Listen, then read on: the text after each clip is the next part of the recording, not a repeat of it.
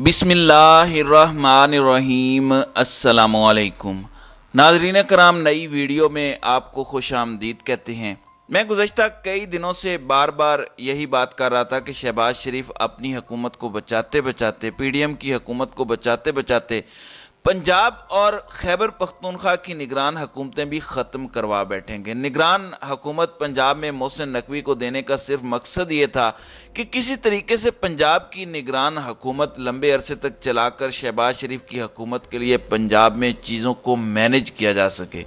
मैं बार बार बात कर रहा था कि शहबाज शरीफ तो सुप्रीम कोर्ट ऑफ पाकिस्तान के हुक्म पर जाएंगे ही, साथ साथ पंजाब में मोहसिन नकवी की हुकूमत भी घर जाएगी और मोहसिन नकवी पर आर्टिकल 6 भी लगेगा। मैं बार बार ये बात कर रहा था कि सुप्रीम कोर्ट ऑफ पाकिस्तान जहां पर शहबाज शरीफ की हुकूमत को घर भेजेगी, वहीं पर मोहसिन नकवी भी नहीं बच सकेंगे। आज इस हवाले से कुछ बड़ी अहम डेवलपमेंट्स हुई हैं।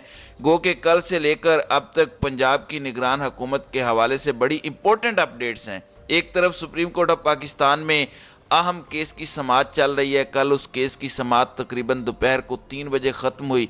उसके बाद से लेकर अब तक क्या डेवलपमेंट्स हुई उस पर भी बात करेंगे। फिर पंजाब की निगरान हुकूमत के हवाले से मुसल्लह अफवाज के सुप्रीम कमांडर ने कौन सा पहला एक्शन लिया है वो भी है, आपको उसकी तफसीलात भी बताऊंगा। और मैं ये बात क्यों बार बार कह रहा था कि पंजाब की निगरान हुकूमत शायद शहबाज शरीफ की हुकूमत से पहले घर चली जाए, वो भी मैं आपको बताता हूँ।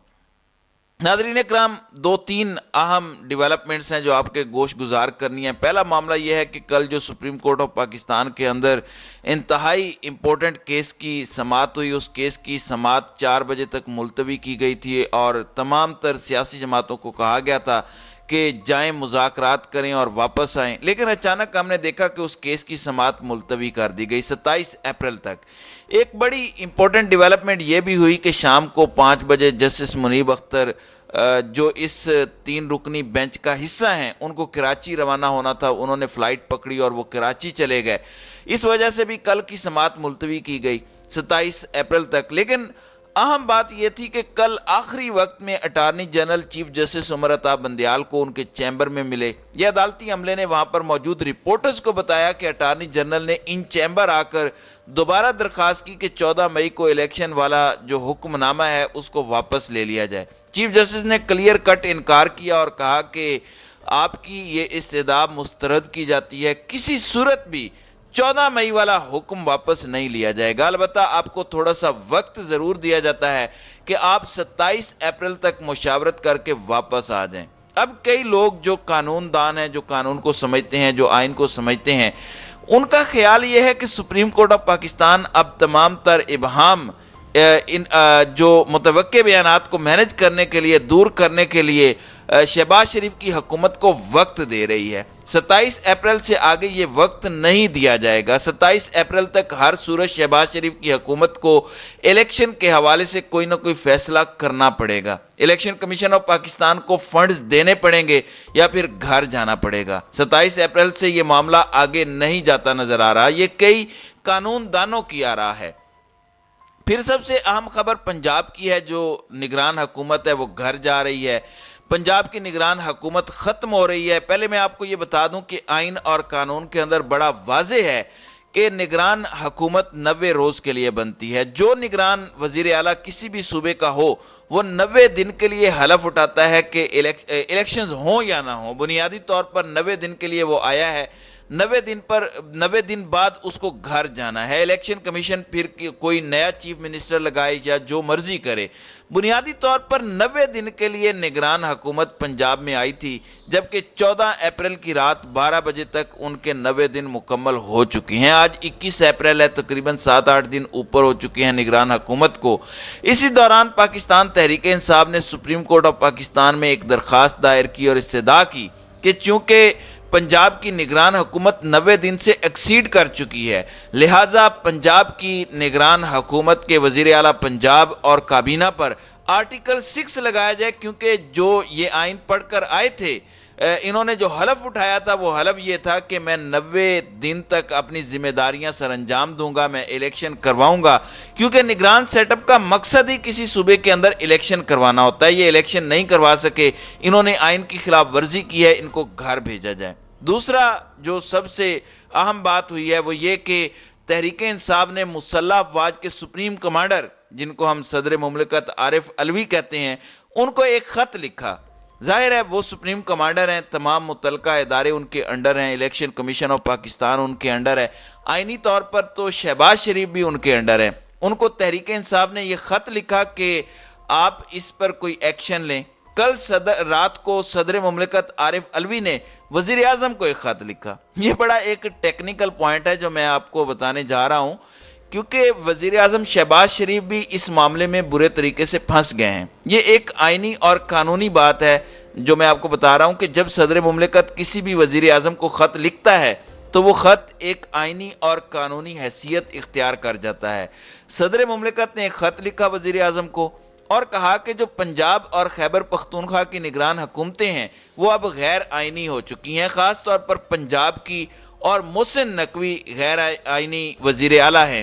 آپ ان کو فوری طور پر الیکشن کمیشن کے ذریعے سے عہدے سے ہٹوائیں۔ اس ٹائم پنجاب میں نگران حکومت اپنی حکومت قائم نہیں رکھ سکتی کیونکہ آئین کی خلاف ورزی ہو رہی ہے۔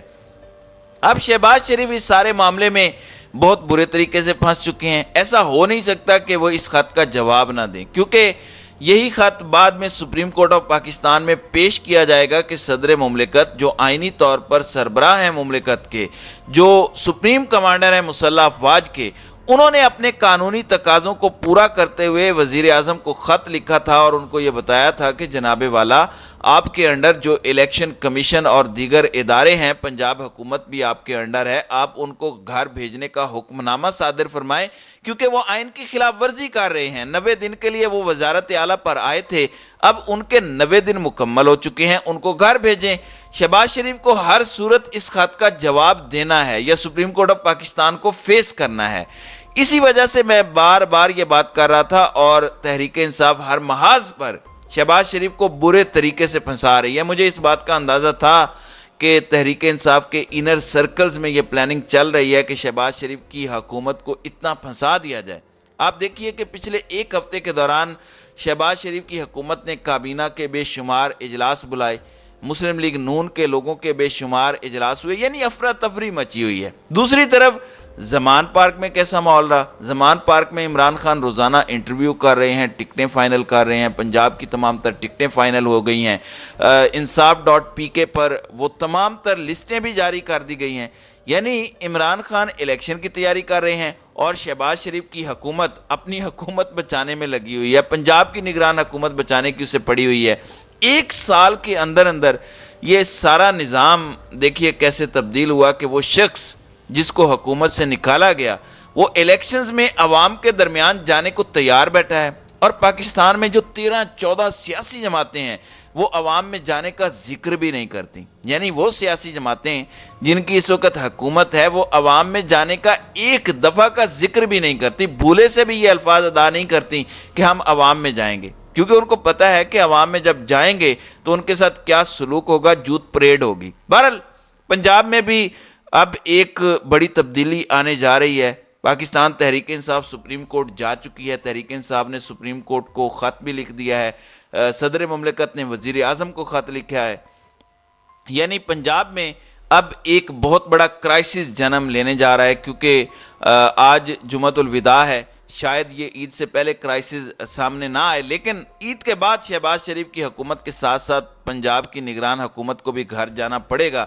ہو سکتا ہے کوئی نیا نگران وزیر اعلیٰ اب یہ انتخابات کروائے، جو کہ پاکستان تحریک انصاف کی ایک بہت بڑی کامیابی ہوگی۔ تو ناظرین اکرام، آپ کی اس ویڈیو کے حوالے سے کیا رائے ہے؟ اب اپنی رائے کا اظہار کامنٹ سیکشن میں ضرور کیجیے گا۔